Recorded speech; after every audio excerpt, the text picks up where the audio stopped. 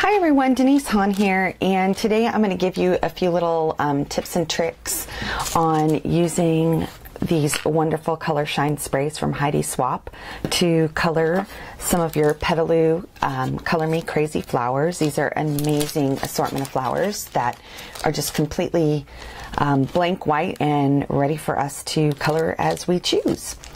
Some of the Color Me Crazy flowers are one-dimensional, so you can spray them and then layer them. But a lot of them, like this pack right here, which is the Darjeeling, have multiple layers in them. So if you just hit them with the spray, you're going to get a lot of extra white showing, and you know that may be an effect you want, but for this project definitely the white is not working for me. I want to make sure that I give it nice good color. So what you want to do is kind of just start to close in on your flower and pull out the bottom layer like this. Get those out there. Kind of pull it tight. These flowers will pretty much pop back into position when you're done.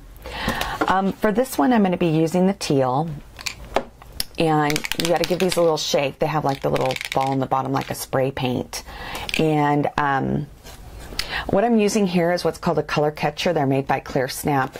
If you do not have one in your craft room, you need one. And I'm just gonna gently start to hit my flower from the side. And one of the things I do when I'm using sprays is I always give it a spray against my color catcher first. And the reason why is because it doesn't always come out nice and flowing the first spray, and you don't want a bunch of blotchy sprays. So I'm going to hit it a couple times to get those, and then I'm going to come down and just hit the bottom of that flower. Got to get down there low. Ooh, I just love these. These have amazing shimmer to them.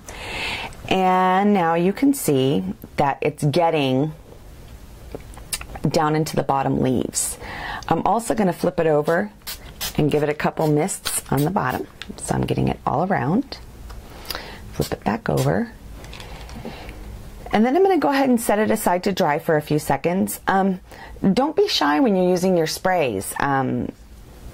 You know, get it. You'd be amazed at how long they last. You know, sometimes we covet our supplies and don't use them quite as much because we're afraid to use them all up. But the sprays actually go pretty far.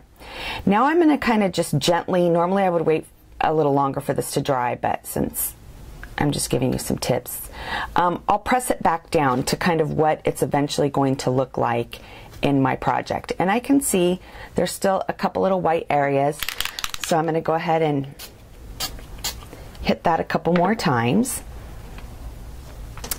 Now, here's my flower.